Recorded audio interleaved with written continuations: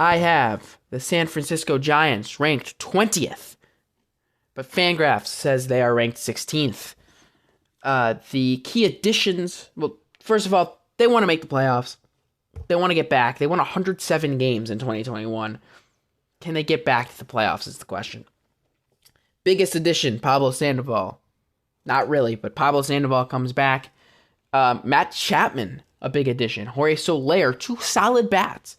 They bring in Jordan Hicks to potentially get a rotation spot. They brought in Jung-Hoo Lee, the biggest free agent from Korea this offseason.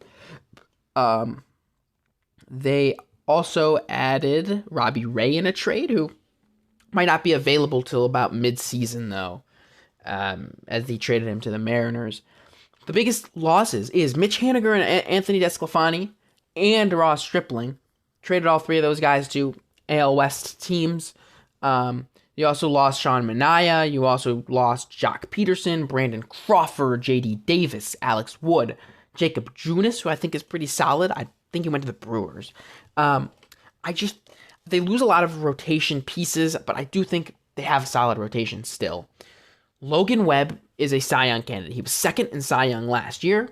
He just doesn't strike out a lot of guys, and it's simple. It's as simple as that.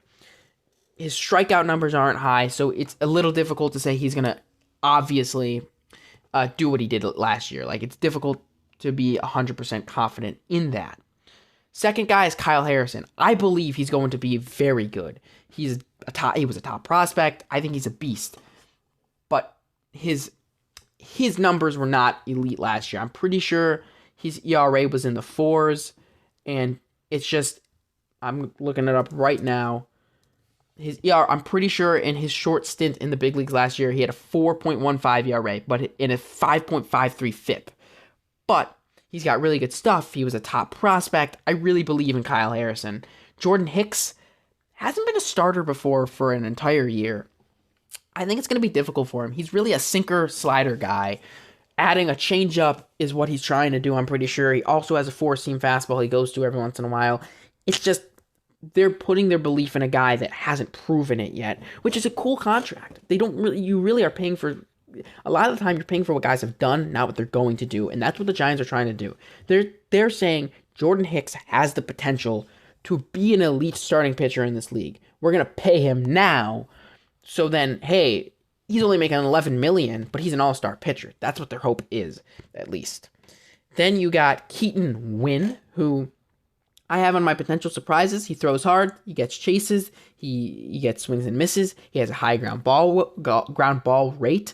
And with all the trades, I think they believe in him. And I think that's part of the reason. They just had a surplus of guys. They had DeSclafani. They had Stripling. They had who else did they have that they traded away? They had Alex Wood, who they let go. They also had Sean Manaea, who they let go. They had so many pitchers that you had to let Keaton Winn get the call up. Mason Black is projected to be the 5-starter going into the year. But then you also have Robbie Ray, who you traded for, who won the Cy Young 2 years ago, coming off of Tommy John surgery. Then you also have Alex Cobb and Tristan Beck. But you have Alex Cobb, who was really solid last year. You have guys who were coming back from injury. You had to let a lot of guys go. Their rotation's solid. They have one of the best closers in baseball in Camilo Doval. They have Tyler and Taylor Rogers, the twins. Luke Jackson is a solid pitcher. I think he was a World Series winner with Atlanta. So you have some solid names in the bullpen. You have some solid names in the rotation. It's the offense where I'm kind of concerned. You have Patrick Bailey, who's an amazing defender at catcher.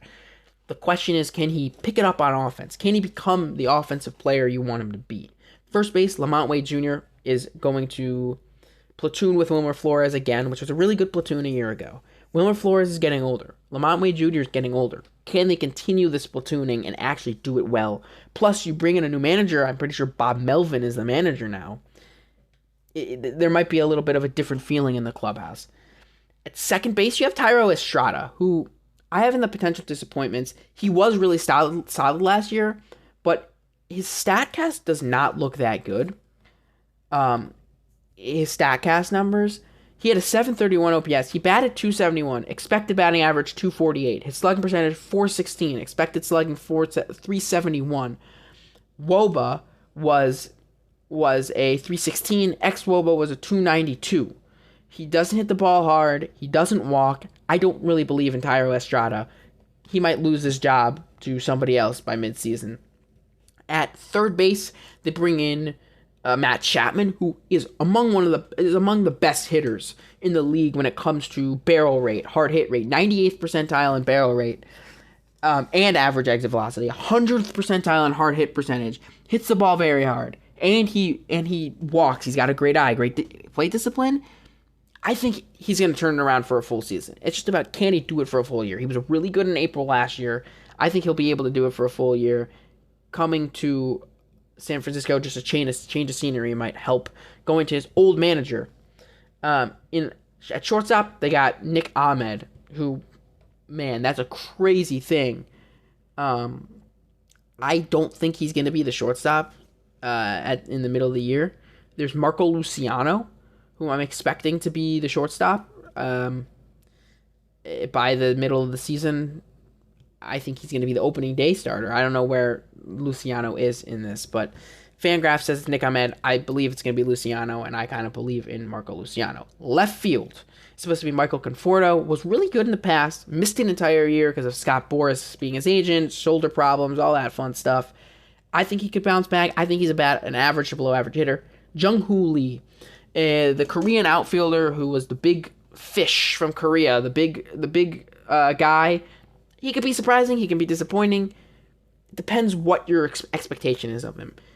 Players that come from Korea sometimes struggle. He's not a power hitter at all or anything. So anything can happen. But I believe it will. Look at Ha-Seong Kim from the Padres. He was really good last year, solid the year before. I think Jung-Hoo Lee will struggle a little bit in his first year here in America in the big leagues. And the right fielder is projected to be Mike Yastrzemski. Again, a solid guy, solid defense with Luis Matos, Austin Slater backing up. You also bring in Jorge Soler, who's a little bit of an inconsistent player, but a solid DH over there, Jorge Soler. And I actually think I did these predictions before Soler signed. I think best case scenario, they don't win the division. The division's the Dodgers, but they can sneak into the playoffs in a wild card spot and maybe win a playoff series or two. I have them winning 78 games, which is -1 from last year. I think they did add some solid pieces. I just don't really believe in this team. My over-under was 80.5. Vegas says 81.5. I would bet the under on 81.5 for the San Francisco Giants.